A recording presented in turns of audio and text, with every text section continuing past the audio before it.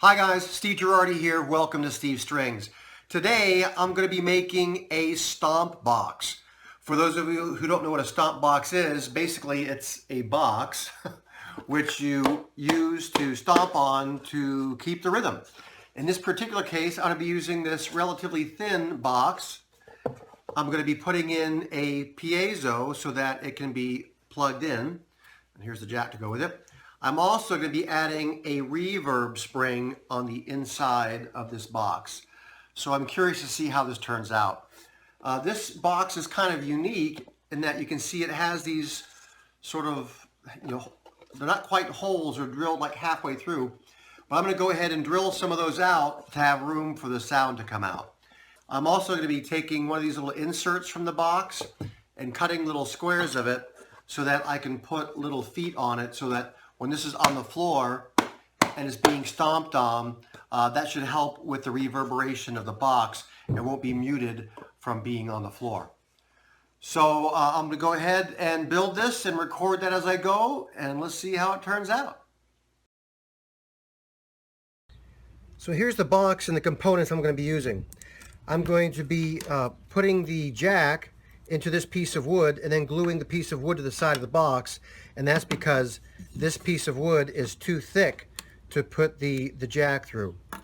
I'm also going to be installing a reverberation spring going from this corner to a point right there, so I'm going to be pre-drilling those holes and then also drilling a hole here in order to receive the ends of the nails that I'm going to be having sticking up there. So let me go ahead and set a depth stop here for those nails, and I will pre-drill. I'm going to run this in reverse first to kind of get it started, and then turn it. There we go. And same over here. Reverse first, and then drill down. Okay. And now for these other two, again, I just need to drill a recess for the head. So I will pre-drill it first with a thin one, and then come back with a larger one. Okay, I'm going to change bits. Get a larger bit to accept the head. And again, I'll put that in reverse first.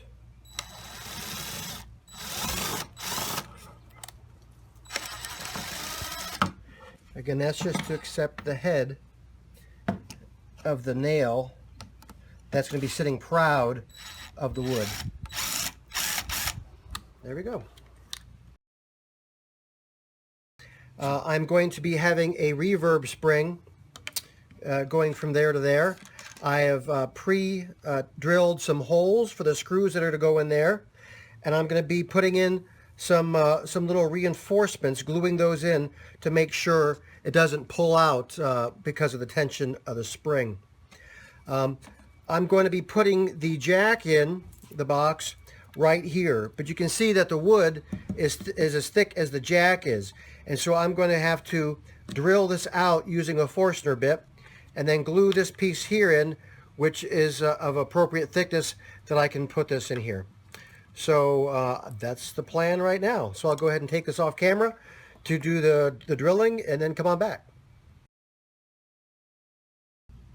Alrighty now, so I've done a little work on here.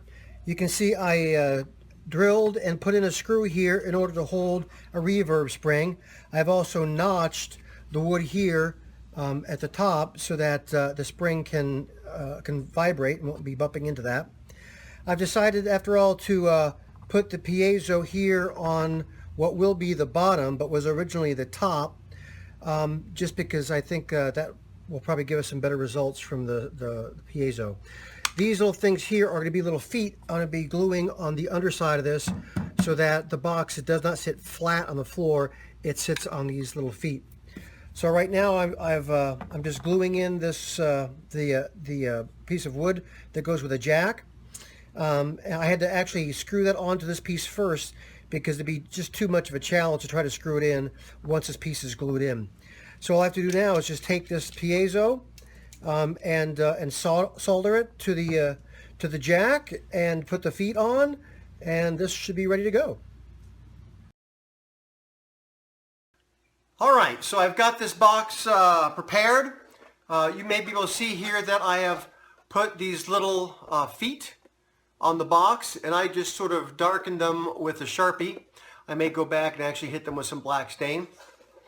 On the inside of the box, you can see here that I first drilled a hole here, and then put these screws in, and also put a little reinforcing piece of wood in so that they wouldn't tear out, and that is so that a reverb spring can go between those 2 points. I've also glued in this piece of wood and then installed the jack to that, and on this side you can see that I drilled some holes in here for the sound to come out. Just 2 holes for the sound to come out. This is intended to be an electric stomp box and not just acoustic, and so the sound coming out of here isn't as critical, so just those 2 holes shouldn't be an issue. What I'm going to do now is go ahead and take this piezo and solder it in place. Then I'll go ahead and install this spring, and then I may come and do some decoupage of some artwork here on the lid, and again the decoupage will also help protect it if somebody's stomping on that box. So let's go ahead and get going. Okay, there we have it. I have it soldered. Next thing to do is to hot glue it in place.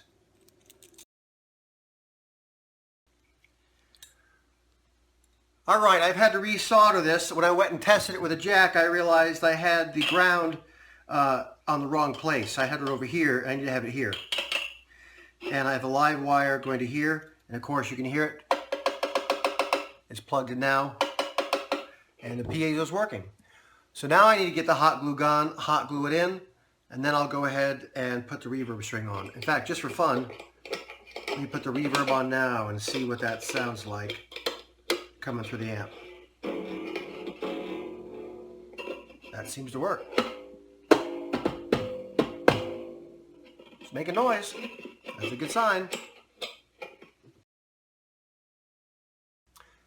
Alright, I've got the hot glue heated up, and I'm going to go ahead and put a dab of hot glue here, and then put the disc there.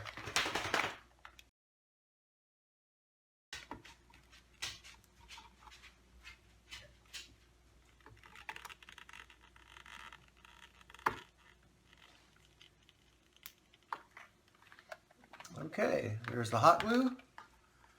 Put the disc right on it.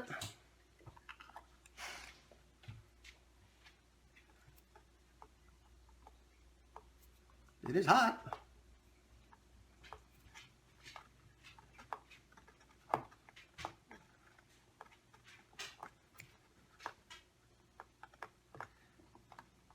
And now I'll just go ahead and finish covering it.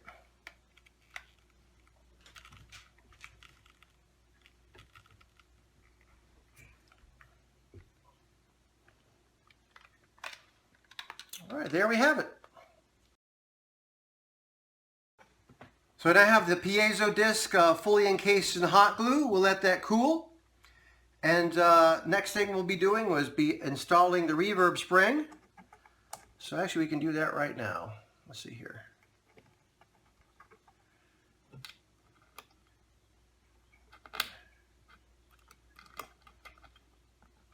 All right, there we have it.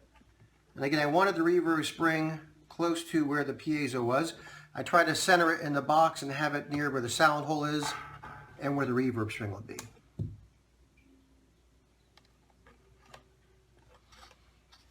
All right, there we have it. I have this plugged into the amp now, and I have the reverb spring in place.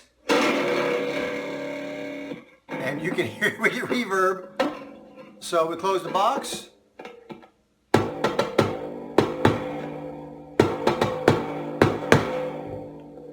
So that's it with reverb.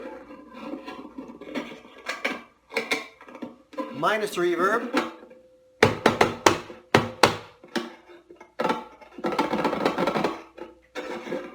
I think I like it with reverb.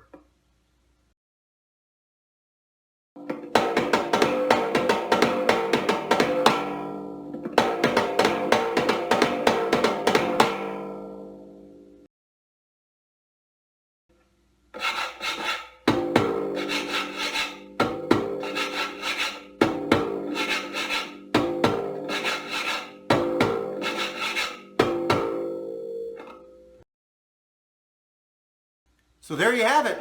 It's got some sound. It's got some reverb.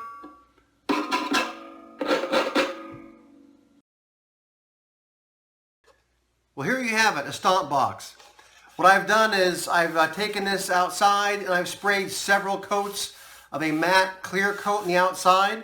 I figure if people are stomping on this, it needs to have a little bit of protection because the wood is otherwise, or the box is otherwise just painted. It doesn't have any coat on it.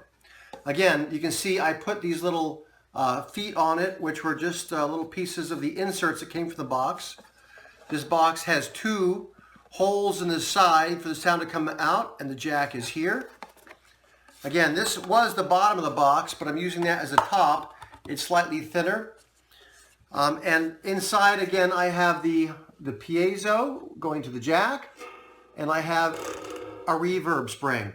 And I gave you an example of the sound a bit ago. So if you're thinking of making a stomp box, these are really pretty straightforward, not that tricky. My biggest challenge was figuring out again which of the wires goes to which place on the jack, because this was a jack that had 3 different posts to it. And my first time, it was wrong. After I tested it, I figured it out. But if you're interested in making a stomp box, give it a try. They're pretty straightforward to make. Thanks for watching.